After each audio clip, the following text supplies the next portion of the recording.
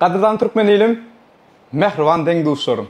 Bilşiniz ýaly ilm we bilimiň adresi Alazim danışmanlıktan avukat Murat Permanov yine Türkmen ilimize, Türkmen halkımıza anlamlı çözgütler bilen karşınıza çıktı. Sebebi kimde kim Türkiye devletine 10 günlük, 20 günlük ya da 60 günlük, 70 günlük, 90 günlük turistik vize bilen gelen bolsoňuz ya da ikamet vize bilen gelip wagtlaýynça ýaşaýyş ruhsatnamasy alıp bilmedik bolsoňuz, onda size wagty barlara ilm ve bilimiň adresi Alazim danışmanlık size anlamlı çözgü.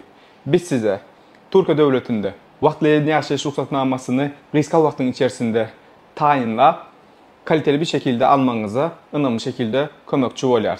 Size Türkiye'de wagtlaýan ýaşaýyş ruhsatnamasy barada giň işleýän we dogry maglumat berýän ýekeje şirket ilm we bilimiň adresi Alazim danışmanlıktır.